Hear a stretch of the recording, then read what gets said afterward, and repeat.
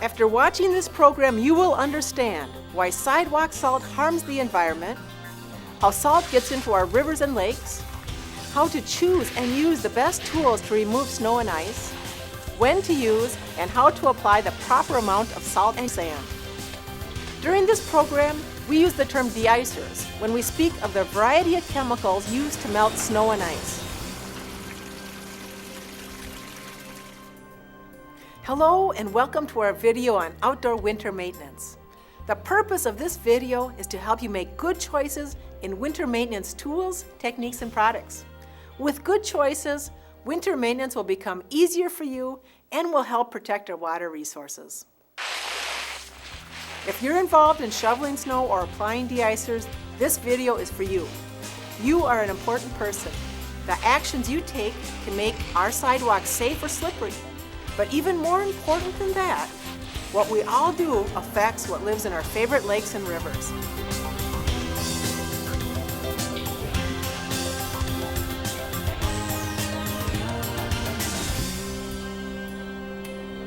Minnesota's lakes and streams are getting saltier each year. Much of it is related to winter salt use. Would you pour a bag of sidewalk salt into your favorite fishing lake? Of course not, but that's exactly what we're doing. Salt is a long-term pollutant. It doesn't go away. It accumulates in our water. Shoveling our driveways and sprinkling salt on our steps is very common. How can that affect our lakes? It may sound a bit far-fetched until we investigate how salt moves from our sidewalk into the water. Well, everything that we do on land, whether it be in a parking lot or another hard surface, definitely impacts water quality in those water bodies. And you can see here we've got sand that's been applied that is collected here, and it's going to end up in the storm drain, and it will go to the Mississippi River. The storm drain is connected to a series of underground pipes, and these pipes funnel the water to the nearest water body, which could be a river or a lake or a pond. There is no water treatment plant at the end of this storm drain. It goes strictly to a water body. Therefore, we don't want salt entering our storm drains. Most sidewalk salts contain chlorides, sodium chloride, magnesium chloride, or calcium chloride. The chlorides can be very dangerous to aquatic life. To protect our lakes, the Minnesota Pollution Control Agency recommends chloride concentrations less than 230 milligrams per liter. 230 milligrams per liter is about the same concentration as 1 teaspoon of salt mixed into 5 gallons of water. How much water would be polluted by your container of salt? You have all the power to protect our lakes and rivers by using less. At your home, take a look by your front steps. Any dead grass or brown shrubs? How about pitted concrete, ruined rugs, or indoor flooring? Any rust on your tools or cars? These are all common symptoms of over-applying salt. Let's talk about small changes we can make to keep our surfaces safe and reduce problems. As we go through this section, keep an open mind. See what tips can help you. Our number one strategy is early snow removal. Shovel, plow, scrape, blow, or sweep, it doesn't matter. They all work. A cleared surface allows us to use less salt. Always remove the snow first. Then, if necessary, use the salt to melt away the few remaining crumbs. Never apply salt to the unshoveled snow.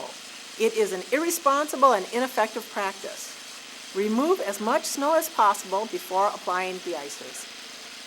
What should we use to remove the snow? Choosing the correct tool will make the job much easier. For a dry, light snow, try using a broom to keep the snow cleared off your surfaces. For a heavier snow, use the shovel. Shovels come in many varieties, but the basic two are the push shovel and the scoop shovel. The scoop shovel has small sides to help keep the snow on the shovel. They're good for lifting and moving the snow elsewhere. They're good for working in small, tight quarters. The push shovel has no sides. They're good for guiding or sliding the snow on the ground. Generally, you can move more snow faster with a push shovel. Choose the proper shovel and your job will be easier. Early snow removal reduces your chance of icy compacted surfaces. If we're late at snow removal and we've walked or driven over the snow, it will likely turn to ice. This means more work. If you're always battling compacted snow and ice, reassess your maintenance strategy. Start snow removal early, don't wait. Remember, early snow removal helps avoid slippery compacted surfaces. Removing compacted snow is much more work than shoveling fluffy snow. To remove compaction, your best tools are the ice chisel and the ice scraper. The ice scraper has a wider, flexible blade. It cannot pound through the ice, but it slides and wiggles like a putty knife under the ice. The ice chisel is more rigid. It can be used to break through this ice or scrape the ice. Be careful when using chisels to not chip the concrete. What should you apply to the sidewalk after you've finished removing the snow? There are so many choices, rows and rows of de-icers at the store. It's confusing and very few of us know what to look for. Are you wondering what to buy to treat the ice and snow on your driveway? It's kind of confusing. There's a lot of products available. For most days, average winter days, these will all work. But when it gets super cold, then you need to find a product that contains a magnesium or a calcium chloride or something like a glycol. Or you can switch to sand, which isn't going to melt anything, but it will provide traction for you. As we've just heard, most de-icers work on average winter days. Some, like magnesium chloride or calcium chloride, work on very cold days. All de-icers work in the same way. They melt better at warmer temperatures. Avoid applying them when it's extremely cold. Although it's not required by law, all de-icer packages should list their ingredients. Without this information, you can't make an informed decision. Don't buy it if the ingredients aren't listed. From the retail standpoint, we haven't found or we haven't been given a product that I could say is great for the environment. All of them can, have their negative side, and all of them do work to a degree, but there is a negative part to them. And so I would just say that they should all be used carefully and not overused. How much de-icer should you use? If you remove most of the snow and ice, then you should need about 4 pounds or even less per 1,000 square feet. What does 1 pound of salt look like? Let's find out. So how much is 1 pound of salt? Approximately 1 full coffee mug weighs 1 pound. It's important to remember that we only want to use between 1 and 4 pounds of salt per 1,000 square foot area. Hey Roman, let's measure the sidewalk. Will you hold this in? You should know the size of the area you are planning to treat so you can use the proper amount of salt. 101. For example, the space taken up by a parked car is about 150 square feet, needing about a half a pound of salt. When you do this estimating exercise, don't be surprised at the small amount of de-icer you really need.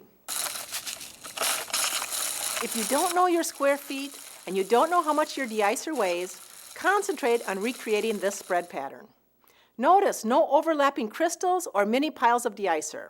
The crystals are no more than 3 inches apart, but they're not dense. There's a space between all of them. You would rarely need de-icer spread more densely than this. Remember what this spread pattern looks like, then you'll be able to recreate this on your surfaces. If you're not sure, err on using less. You can always reapply if necessary. If you try to use a spreader in a narrow area, you will salt your lawn and bushes. That's no good. Instead of a spreader, use a shaker or spread the salt by hand. No matter what you use, try to recreate the same spread pattern. Remember, never more than 4 cups per 1,000 square feet. No salt or very little salt is needed if you've done a good job on snow removal. If you have a slippery spot, like the bottom step or the edge of the sidewalk, you should know the size of the area that needs treatment and use the proper amount of salt. Once the sand or salt is on bare pavement, it's time to sweep it up. It will only add to a slippery walking situation and track into your house. Sweep it up. You can put it in the trash, in a bucket for use later on, or reapply it to an area of compaction. To keep de-icers spreadable, store them in a tightly covered container. Many of our salts attract moisture to themselves and turn into a solid lump if we leave them uncovered. Keep an eye out for problem areas at your home. For example, the dip in the sidewalk that collects water and freezes every night.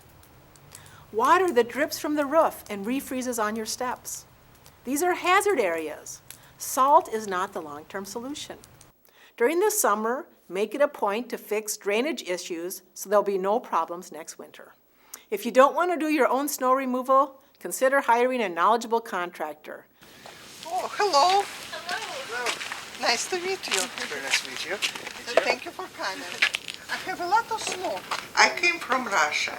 The winter is Minnesota is the same as in Russia. I like a winter, but I don't like to shovel snow. Usually I hire a company listed on the MPCA website. This company has been training and understands how to keep my sidewalk clean without using so much salt. We recommend the certified snow removal companies listed on the Minnesota Pollution Control Agency's website. If you choose other companies, make sure you tell them to use the minimum salt necessary, no more than 4 cups for 1,000 square feet. It's nice to see you. Thanks for coming. When walking outdoors, don't expect surfaces to be perfectly cleared. Wear sturdy boots or shoes to make walking safer.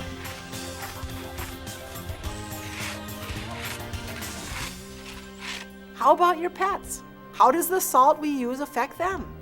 Here's some advice. Rita, you wondering what's safe for your pets? Many products will say on the label that they're safe for pets, but what you really want to do is look at the ingredients. Many are irritating for pets' paws, and some, like the calcium and magnesium chlorides, can even burn your pets. So you want to look for something that contains either a glycol or, better yet, use nothing or sand. Now you know what to do to help your hound dog, but you don't have control over how much is applied on the public roads and paths. If you walk your dog in the winter, you may want to cover their feet or wash them off when you return from your walk. Teach your children. Tell them what you're doing. If you use 1 less teaspoon of salt, you will protect 5 gallons of water from being polluted. This means that if you use 5 pounds less, you will save over 1,000 gallons of water from being polluted. I'm sure that your children and your grandchildren will be very impressed. In review, we hope that you take to heart that winter salt harms our lakes, rivers, and groundwater. So remove the snow. Use the proper tool for the situation. Apply salt only to cleared surfaces. Apply salt in the proper spread pattern with no overlapping crystals. Use no more than 4 cups per 1,000 square feet. If it's too cold where salts won't work, use sand. If it's a warm melting day, use no salt. If there's salt or sand on the cement, clean it up. If you don't want to do winter maintenance, hire a certified snow contractor.